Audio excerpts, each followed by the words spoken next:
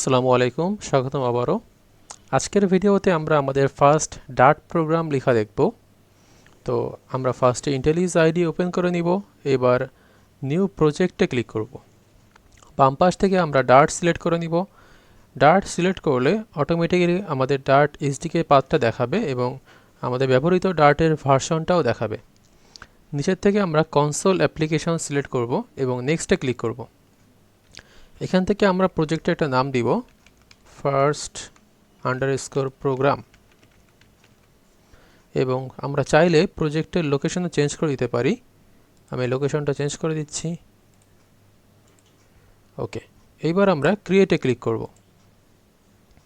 তো আমাদের আইডিটা ওপেন হয়ে গেল। এবার আইডি ওপেন হওয়ার পর এখানে আমাদের প্রোগ্রামের নাম দেখাচ্ছে ফার্স্ট প্রোগ্রাম। এটা মূলত আমাদের যেই ডার্ট প্র্যাকটিস করার জন্য আমরা যেই ডার্ট ফাইলটা ওপেন করেছি সেটার নাম। এবার এর ভিতরে আমরা আমাদের ফার্স্ট ডার্ট প্রোগ্রাম লিখব। তো এই জন্য এই ডার্ট প্র্যাকটিস লেখার উপর রাইট ক্লিক করে আমরা চলে যাব নিউতে এবং এখান থেকে একটা ডার্ট ফাইল ওপেন করে নিব। এখানে নাম দিব, একটা দিলাম ফার্স্ট। ওকে, এটা চালু করার পর এই যে আমাদের বাম পাশে আইডি ওপেন হয়ে গেছে। এখানে আমরা মূলত আমাদের কোডটা লিখব। তো ফার্স্ট ডার্ট প্রোগ্রাম আমরা কীভাবে লিখতে পারি, ফার্স্টে আমরা ভয়েড দিয়ে শুরু করব। ভয়েড মেইন ফার্স্ট ব্র্যাকেট, এবং ফার্স্ট ব্র্যাকেটের ভিতরে আমরা সেকেন্ড ব্র্যাকেট দিয়ে লিখব প্রিন্ট, এবং প্রিন্ট করব একটা সিঙ্গেল ইনভার্টেড কমা দিয়ে লিখব হ্যালো ওয়ার্ল্ড।